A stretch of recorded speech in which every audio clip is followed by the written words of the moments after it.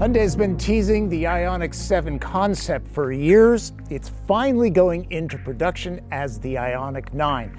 I'm Tom Voelk for the Seattle International Auto Show, and I'm here to tell you all about it.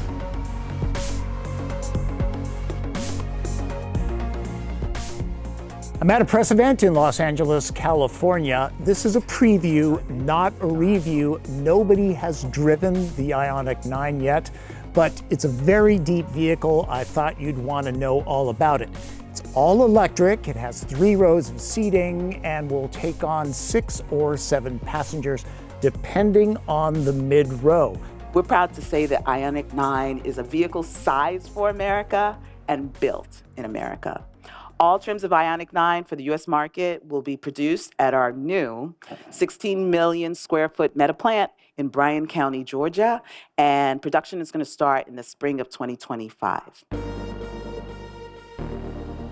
This is an international event, and my 40 minutes of production time is with a European spec car. So cameras replacing side view mirrors, that's not happening on our side of the pond. Same with mid-row seats that swivel to face each other. Here is what a US spec will look like, with the mirrors that we get. I snuck next door and grabbed a bunch of shots. Ionosphere green pearl paint is lovely. Same with what I think is a dark teal plus dove gray two-tone interior. For road tripping, a 10 to 80% electron fill takes around 24 minutes at a 350 kilowatt DC fast charger in ideal conditions. As always, it's best to juice up where you sleep. Despite what you see here, the 9 gets a NACS charge port. Plug and charge will eventually be a thing at Tesla's supercharger terminals. It will also have adapters that we'll send to the customers, standard, to access all other fast charging networks that are not NACS, but are CCS. This is built on the E-GMP platform, same as Kia EV9, though obviously the two look completely different. As far as size goes, height and width, they're about the same. The IONIQ is 2 inches longer, wheelbase is stretched by an inch. The battery is 110.3 kilowatts. There's only one pack size. There are 3 powertrains: rear-wheel drive, standard dual-motor all-wheel drive, and performance all-wheel drive. The top trims feature more than 420 horsepower, accelerating from 0 to 60 in just under 5 seconds. Only the IONIQ 5N offers more power in our lineup. Seems Hyundai saved the best specs for itself. This is more powerful than EV9, and the IONIQ's battery is 10 kilowatt hours larger. It goes farther on a charge. We are targeting more than 300 miles of range for every trim. The only specific offered was the long-range rear-wheel drive model, EPA rated at 335 miles. Its estimated 0 to 60 sprint is a leisurely 8.4 seconds. The long-range all-wheel drive version hits that benchmark in 6.2 seconds. Performance models, just under 5. I'll assume that the drive modes and regen paddles work the same as those in IONIQ 5 and 6. All right, frunk or no frunk? Frunk, and not bad sized. This is all-wheel drive. The rear drive version will even have a larger cargo space. There's not much competition in the 3-row EV segment. Rivian R1S, Tesla Model X, plus the upcoming Lucid Gravity and Volvo EX90. All of those are spendy, equipped with desirable options. No pricing announcements yet for the IONIQ. I have to believe it'll be close to its only real rival, sister Kia EV9. These are pre-production prototypes. Interiors might change a bit. This top calligraphy trim is bumping up against luxury marks, even while frantically shooting the vehicle to get what I need. Materials, patterns, and colorways have a calming nature about them. The space is stuffed with eco-processed leather, recycled and wool fabric, plus bio paint.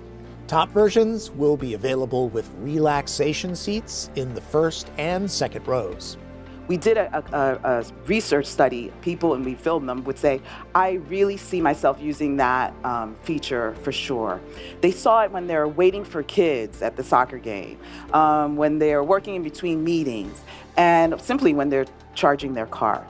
Like all IONIQs, there are pixel design elements. The interior is, or the wheelbase at least, is probably the biggest wheelbase in the segment, which means we can have the biggest furnished space in the segment. And we take a furniture-inspired approach to the design when we design the components of the interior of our IONIQs. USB ports are powered directly from the high-voltage battery for uninterrupted use. Storage options will impress even people that work at the Container Store.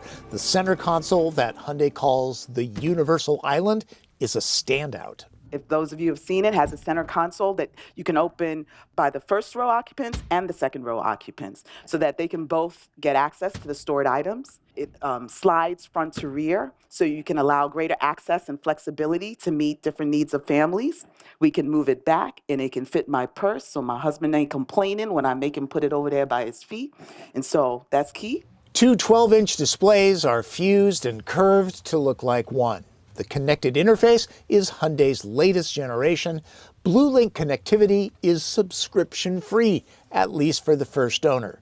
Features like games are being developed. Owners can buy and download those. We don't have a tech feast of screens.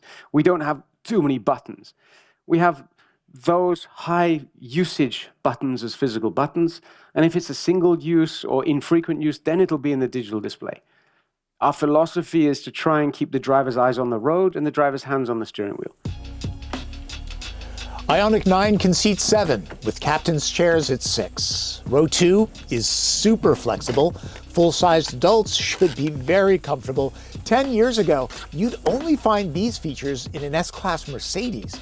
All 3 rows get a board flat floor. And I climbed into the way back and at 5'9" was impressed with the room. About as good as a van, average-sized adults won't find the space a penalty box, including headroom. That's something considering the roofline tapers downward towards the rear. Let's segue to exterior styling. It's remarkably close to the concept, other than the doors. Get used to the word aeroaesthetic. It's how Hyundai describes the design language. There's aluminum in the panels to keep weight down. This insert in the fender cladding is something new. And check out the recessed badging. One thing that won't be seen? Antennas. Those are all built into the windshield, back glass, and dashboard. It's a very smooth design. It's a very integrated design. With that smoothness, almost make a Teutonic-like character. Almost engineered surfaces, a technically executed set of surfaces. And as they move towards the rear of the vehicle, they accelerate inwards, creating a boat tail where the vehicle is narrowing towards the rear, which gives us this beautiful haunch and gives us a really clear separation line for the aerodynamics. Like the cabin, there are parametric pixels aplenty all over the exterior surface. IONIQ 9 isn't off-road cosplay. It radiates Bentley Bentayga from the future feels. There's a Volvo vibe off the back end, or those Rivian vans that Amazon uses. Now you can't unsee that. In the handout video that Hyundai provided, it's interesting to see the reflection off the nose. Also, check out the turn signals. Makes you want to use them.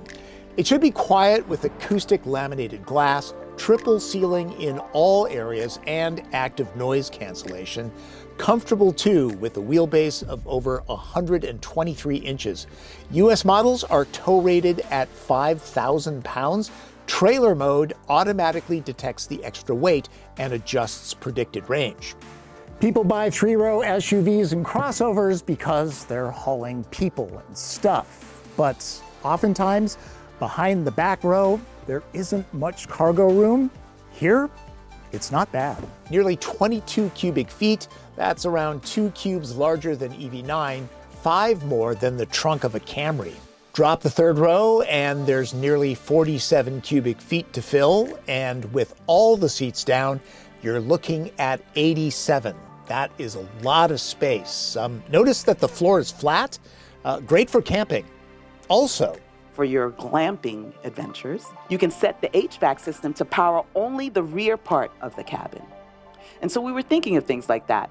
Like all IONIQ models, the 9 has vehicle-to-load ability, so if you're into tailgating, you can run electronics off the vehicle.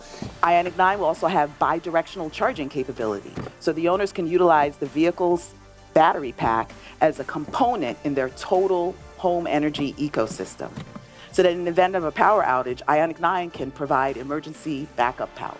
It can also optimize energy storage, for example, by storing excess energy generated by solar and then selling it back to the grid. Again, no one was able to drive these pre-production vehicles. IONIQ 9 has a lot of promise if it's somewhat affordable. The calligraphy edition that I photographed bordered on Genesis luxury. Hope you got something out of my first look at the Hyundai IONIQ 9. It should be available in the spring of 2025. Right now, pricing is not available. But definitely check it out when it comes to your local Hyundai dealership. It's a game changer. For the Seattle International Auto Show, I'm Tom Voelk.